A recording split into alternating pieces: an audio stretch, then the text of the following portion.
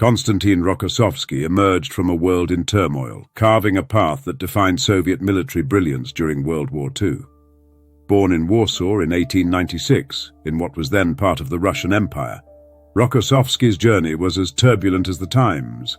His early life was marred by hardship after his father's passing, leading him to work in a factory from a young age.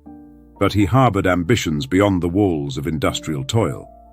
By 1914, at only 18, he joined the Imperial Russian Army, his first step toward a life on the battlefield. When the Russian Revolution erupted in 1917, Rokossovsky was drawn to the Red Army, aligning with the Bolsheviks in their struggle to reshape Russia. Fighting through the Russian Civil War, his courage and keen strategic mind caught the attention of Soviet leaders. Rising through the ranks, he became known for his tactical brilliance and fearlessness, traits that would later make him an essential figure in one of history's most brutal conflicts. But Rokossovsky's loyalty to the Soviet cause didn't shield him from Stalin's infamous purges.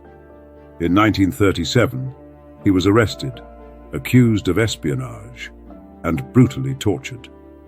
Even in the face of relentless beatings and isolation, he refused to betray his comrades or confess to crimes he hadn't committed.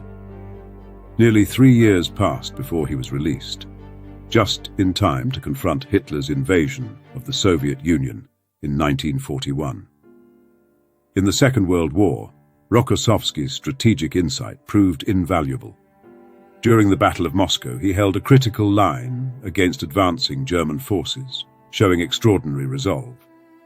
Yet it was at Stalingrad where his talents truly shone. Leading the Don Front, he masterminded a critical component of Operation Uranus, a bold encirclement maneuver that exploited German vulnerabilities. Rokossovsky deployed his forces to create a pincer movement that trapped over 250,000 German troops, including the formidable Sixth Army.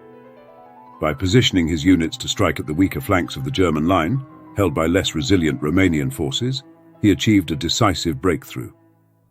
This move, coordinated with unrelenting precision, tightened the Soviet grip around Stalingrad, cutting off supply lines and leaving the German forces with no escape. His plan didn't merely halt the German advance, it dealt a crushing blow to Hitler's ambitions in the east, marking a turning point in the war. As the Red Army pushed westward, Rokossovsky continued to command with precision. At the Battle of Kursk, the largest tank battle in history, his foresight was crucial in defeating the Wehrmacht's last major offensive on the Eastern Front.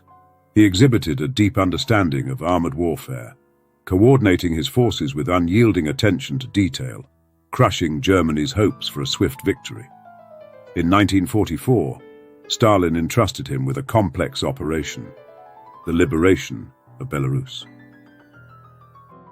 Under Operation Bagration, Rokossovsky's forces launched a series of meticulously timed attacks, obliterating German defenses and marking one of the most devastating defeats for Hitler's armies. Stalin's trust in him was evident, yet Rokossovsky was never one to bask in glory. For him, the responsibility was always to the men under his command and the land he defended. After the war, Rokossovsky's career took another turn when Stalin appointed him as Defense Minister of Poland, despite initial resistance from Polish leaders. Though controversial, his tenure sought to rebuild and stabilize the country.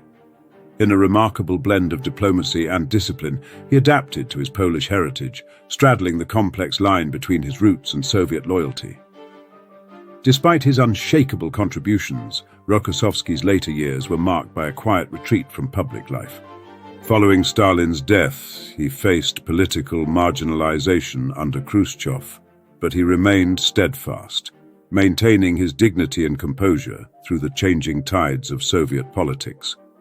On August 3, 1968, this soldier, strategist, and survivor passed away. His impact felt far beyond his years.